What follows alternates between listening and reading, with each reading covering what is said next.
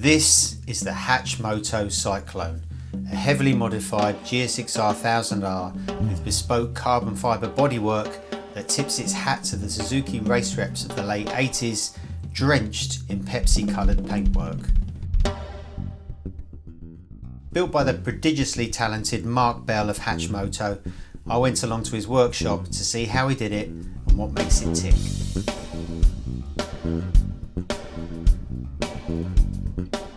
Thank you, Marc, for inviting us down to see this amazing bike. I mean, I don't know where to start with it, but perhaps you can just give me a little bit of a flavour of how this bike came about. Yeah, this is a commission for a customer, the second one I built for a customer, and he'd seen the slab shot build from 3 years ago, or 2 years ago. And he wanted something similar, basically, but on the newest GSX-R we could find. So they stopped making them at that point, so we've got a 22 model. So that's kind of the starting point. And then it was kind of about developing that idea of kind of old school. So did he give you free rein on the design? Yeah, pretty much, because that was quite a solid starting point. The slab shot was, that went down quite well at the show, and look, it's an amazing looking bike. It was full on, pretty wild one. But when I did that, it was early days, first proper build really. Yeah. A lot of like fiberglass stuff and just making it work how I could. But with this one, it was a bit of a level up. There'd been another 2 builds since that. Yeah. And then, so there's the last one was all in aluminium, and then this one is a Thunderbolt build on the XSR, and then this one is all carbon fibre, all designed in the CAD. So, it was a bit of another step up to try and improve the process, and then you get full control over the design. Whereas if you're using body kits and modifying stuff, someone else has effectively designed that and you're bolting it on. Whereas with this, absolutely every single line and component and everything's being done in the CAD, and you have to make all of those decisions. So it's much more involved build. Did he give you an indication of what he was going to use the bike for? Is he just going to be show pony? Is he going to do track days, ride it on the road? Yeah, it's a bit of both. So it's a road legal bike. It's got all the road gear on it, and he wants to start doing track days on a expensive 1000cc machine. But that's his plan. I don't know if it'll just be road bike days or what, but that was kind of, so it's set up for both really. It's got a nice dash with a lap timer and all the upgrades, suspension. Designed to be used. Yeah. But actually, nice to have it road legal so I can go out and test it. And the last one was just fully track setup. So digging a bit deeper, we talk about the easy stuff first. Standard engine, I'm guessing. Yeah, it's just going to get dyno run. Any modifications with the engine? No, it's just basic stuff. Air filter, and it's going to get a flash and tune and get rid of the key. Pipe. And just to get it all set up for that. But so nothing internal. It's powerful enough. It's reliable enough. Be knocking on the door of 200 horsepower, wouldn't it? Yeah, and like for the use, there's no point in trying to get more power out of that, because if not many people can ride these fully anyway. No. And standard electronics, as in rider arrays and everything's still in the bike? Yeah, it's got it's all stock really with the electronics, And it's the frame and the swing arm stock? Yeah, so... Have you done anything to those? I basically just took the engine out and had the frame and swing arm blast, and then spent a few days brushing it up. So it was quite a rough textured sandcast frame.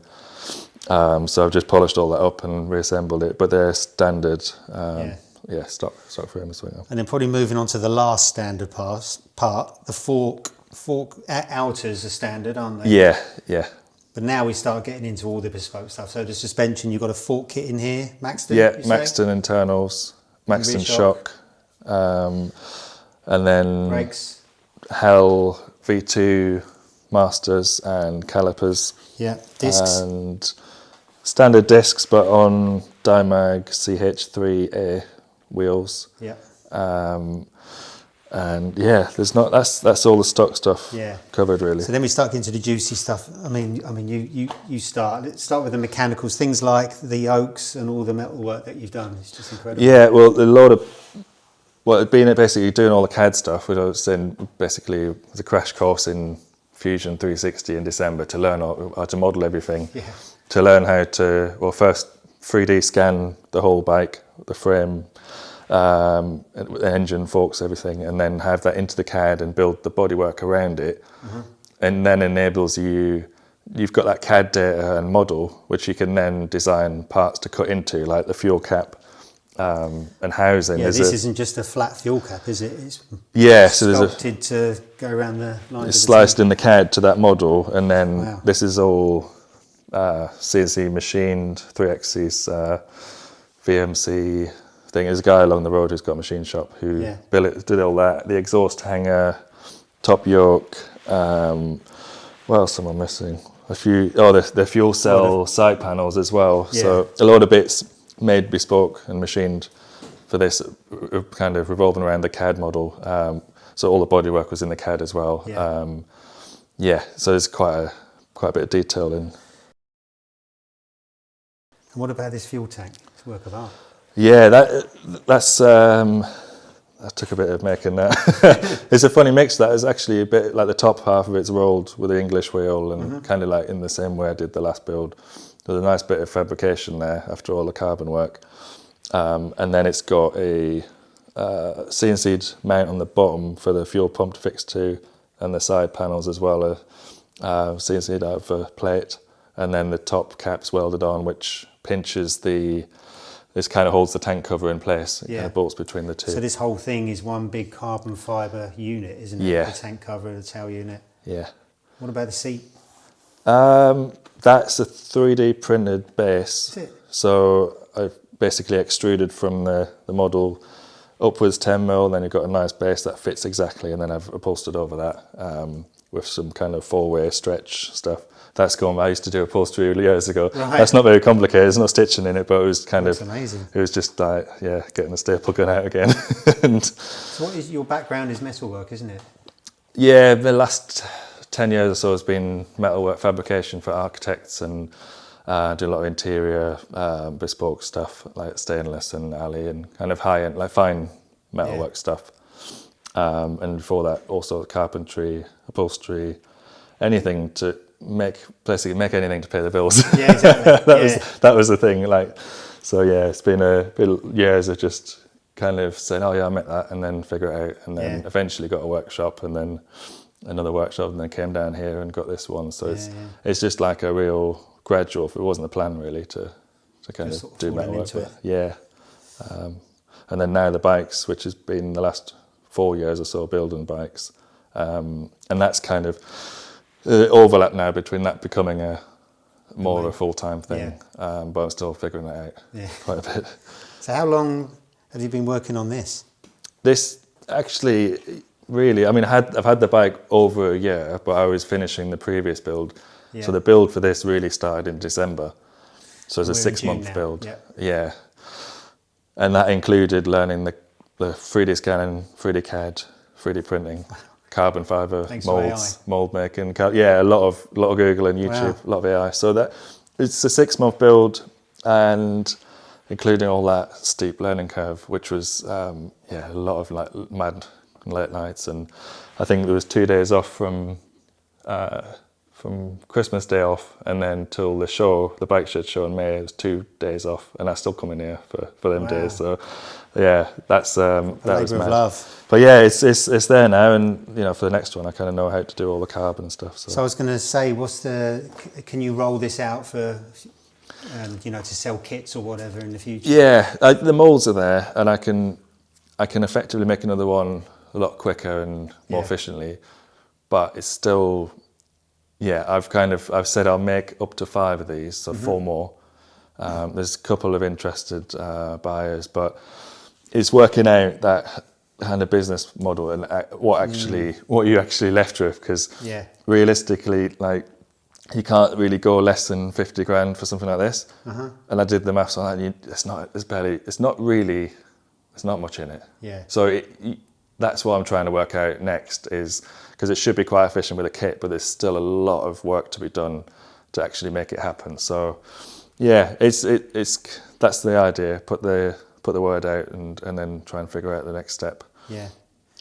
And then with the bodywork, what were the inspirations for the shape of the bodywork? Because, you know, you can see bits of RGV, obviously bits of GSX-R. Yeah, it's the kind of, it's this idea of getting it to look like an old school Suzuki, but not being a replica of a particular one. Yeah. So it's quite a subtle thing to get like that. You know, like you can, if you look at an old 90s Yamaha, Suzuki, you don't need to know what brand they are, you can tell what they are. And that's just quite a subtle thing in the design and the way they kind of, where it all comes together. So it was kind of trying to get that Suzuki feel to it, and hide all of the modern stuff, you know, get rid of all this, any signs that it's a new bike. Yeah. And then, yeah, just creating a design from scratch really. So it's a bit of a trick. A lot of hours to figure that out. Yeah. What were the most challenging parts of this build?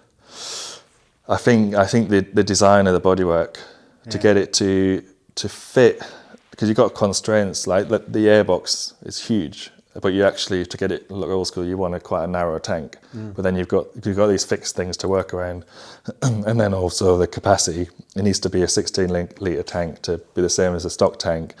So there's kind of, you've got some areas which you have to kind of try and visually like work around and to make them feel old school. It's quite a tricky process really. What about plumbing in things like this dash? Yeah, there's a lot of plug and play stuff on there, like the switchgear and the dash and all of that. But there's still a few issues to work out where it didn't quite work. Yeah. But it's all working now pretty nicely. It's amazing. What are your favourite bits on the bike? I think this tank tail unit, Yeah. one piece. I really like the angle from here. Yeah. And the billet bits as well, quite satisfying. And you can't, I mean, you're staring at this all day, aren't you? But I mean, I can't get enough of looking at it. Yeah. So what does the future hold for you? You're doing more builds? Yeah, I've got the project with Suzuki based on a GSX-R1000R TT, which is going to launch at November at the NEC. Kind of a similar approach, but more of a body kit, so carbon, like old school Suzuki style on it.